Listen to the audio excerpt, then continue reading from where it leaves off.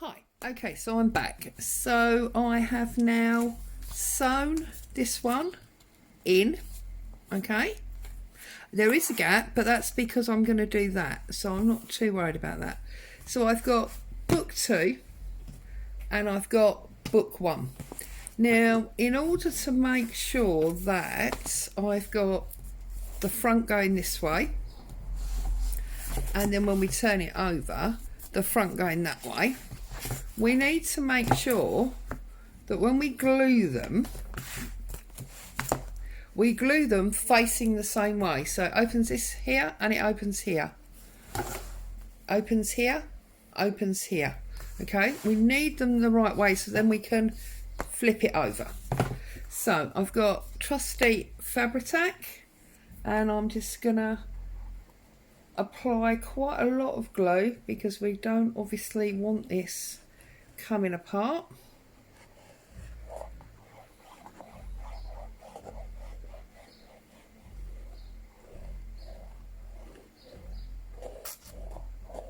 Like that, quite a lot.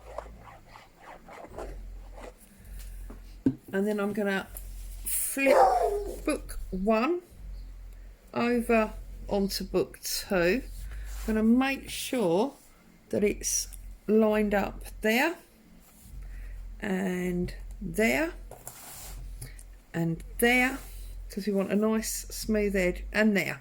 And I'm just going to press like Billy O. Oh, press him down. And then, I'm sorry, the dog's not happy this afternoon. I do apologise. You can hear what sounds like my wolf in the background. It's because I've got the windows open and someone's parked outside the house.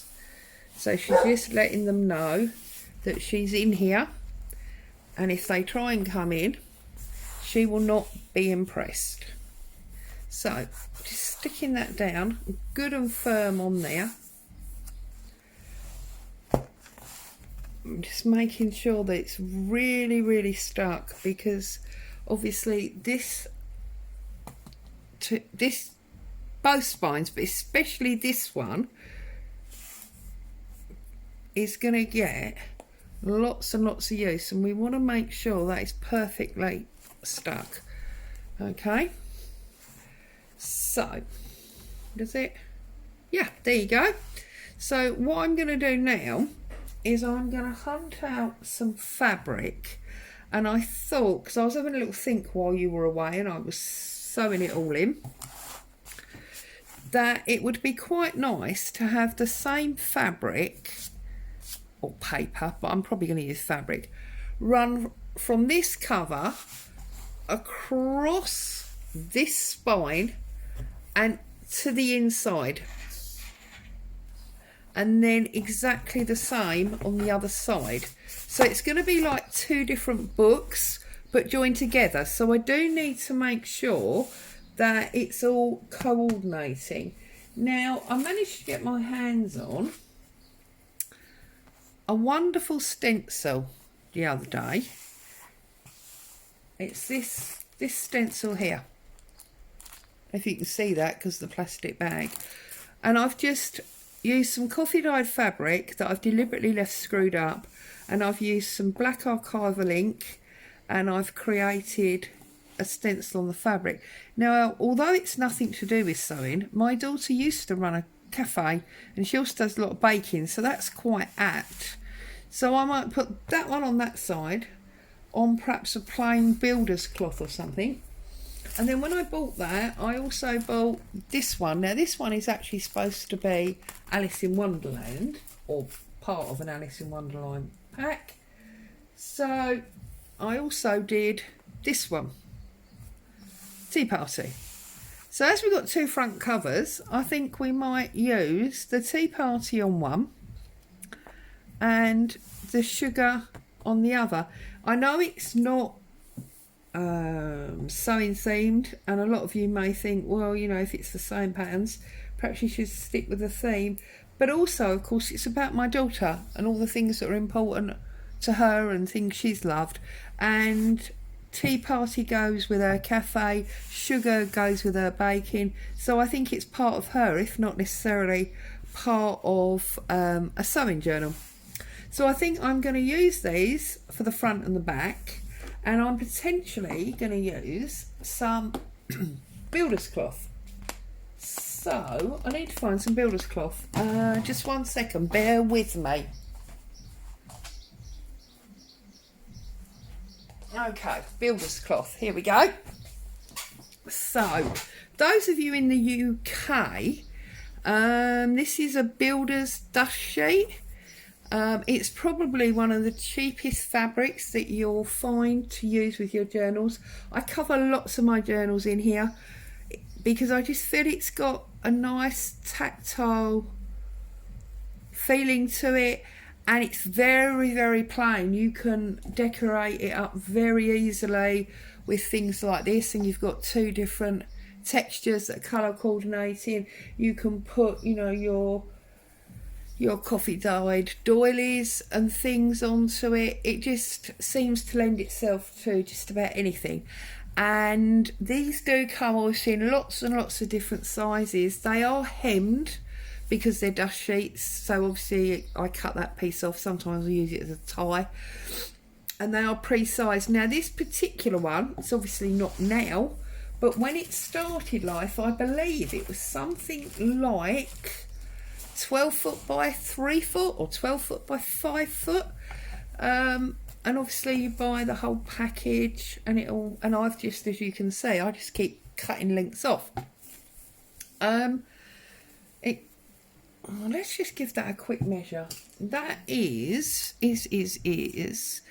that's 9 inches, and it's folded in 4, so 36. So yes, 3 foot wide, and I'm sure it was about 12 foot wide. And if memory serves me right, because this is at least a year old, it was about £12, so it's about £1 a metre. You can't get fabric that cheap. And obviously what you want is a builder's merchants. So I bought this particular one in B&Q. So there's a little sort of tip for you if you like.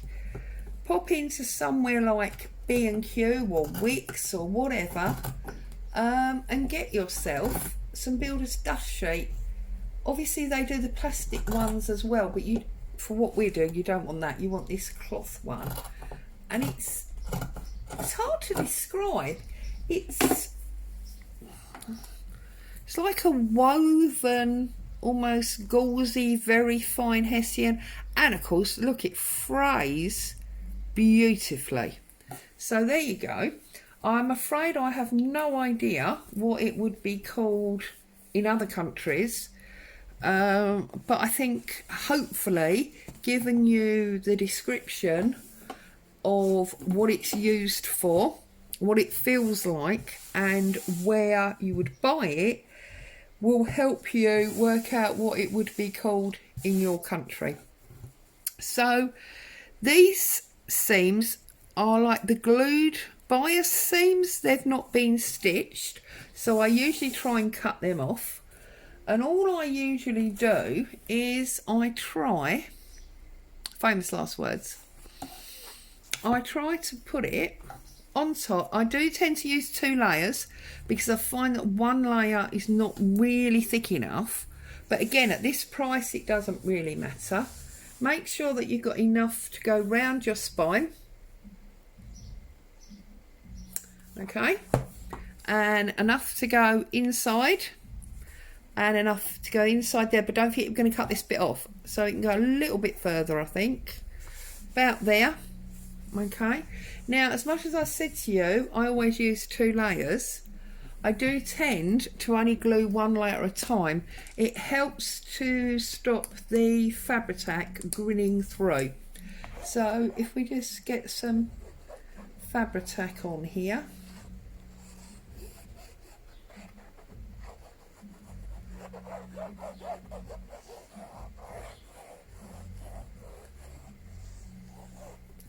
And I'm afraid I'm a mucky pup, so I'm just going to get my fingers in there, smooth that out a little bit, rub it off on the other hand, and then I'm just going to bring him over. both layers I've brought over, but obviously only one layer is next to the glue. Okay, and then I'm gonna, normally I'd stand it up, but it might make it hard for you to see if I stand it up. So look, if you lift it up and it's not quite stuck, we can just get a new bit of glue in there, new bit of glue on that corner. Okay, and then I'm just gonna, now obviously this is the masking tape. I found that Fabri-Tac works very well on masking tape. Obviously you could use any other glue that you wanted to. I'm using Fabri-Tac because I consider it to be very nice and strong. And obviously this builder's cloth is fabric.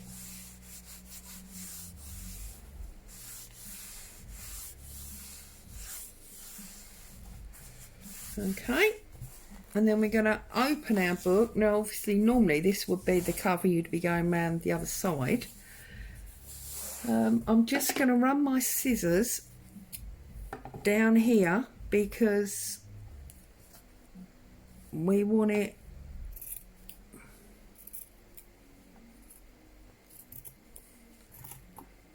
we obviously don't want the fold.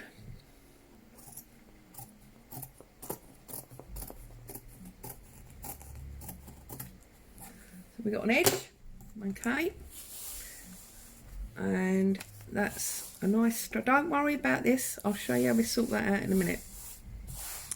Okay, now the only trouble is, as you can see, I haven't cut that very straight, so I'm just going to try and take a little, straighten that up a little bit by taking a little bit more off. Now obviously you could use a mat on one of those rotary wheels if you wanted to. That kind of precision doesn't always appeal to me, I'm afraid. So there you go. So what I'm going to do now is obviously glue the other side. Try and remember that it didn't go to the end, or you'll have a load of glue that you don't need or want.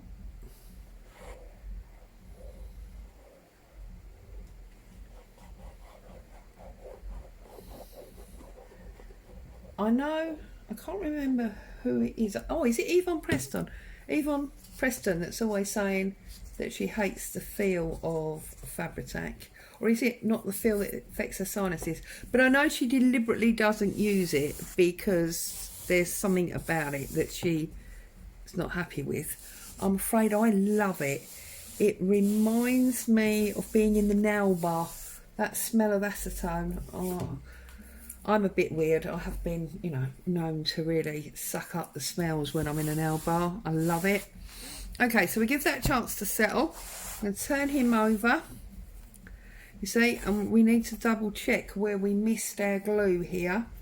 So this is another reason that it's good to do the 2 layers, because when you're putting the extra glue on, you don't have to worry about it coming through, which we all know Fabri-Tac does have a habit of doing. Okay, so then if I show you, if I separate the 2 layers, you can see where obviously the Fabri-Tac's grinned through.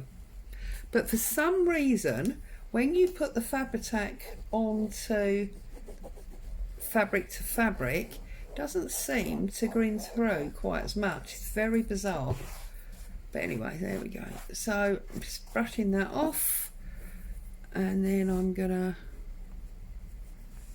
put him down, try and line him up with the excess that you had of the other one. I'm just rubbing my fingers off where I've got bits of Fabri-Tac on. And there we go.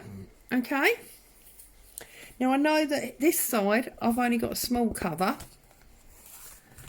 and then this side I've got almost a complete cover, and I'm going to do exactly the same on the other one so that they're the same. So we have now got our cover. Yes, obviously it needs finishing, but you all know how to neatly finish a book cover. You don't need me to show you that. I just thought you might like to see me get this on. So now there's a thing. Do I want it central or do I want it top and bottom? I think I'm going to make this as the front. And because this one is shorter than the teacup one, if I put this one right at the top, I could maybe get a label at the bottom here with my daughter's name or some clever sort of title block. So I'm going to go like that. And because this cotton, it's cotton, has been coffee dyed, actually tea dyed. And because I'm quite messy when I tea dye, I deliberately, well, I'm quite messy full stop, and if you haven't realised that by now, there's no hope for you, really, is there? I tend to screw everything up deliberately, just to help with that added old look. Let's put him up here. Make sure that he's central. And then I'm just going to push it out. And I know we have got some Fabri-Tac lines there, or dots or whatever, which is a little bit annoying. But I think that because I'm going to put a label on the bottom here as well, sorry, dog's off again, we can get maybe a nice bit of lace on there. What have I got in my coffee dyed lace? Or even some cheesecloth. Look, I'm saying coffee automatically. This is actually tea dyed. But you see, we could have some tea dyed cheesecloth along there and a fabric block, and those ink spots have all but gone. Also, I want to do some brown rubbing with my ink splodger just to age him up a bit more. You see? And I just think that helps to age it as well.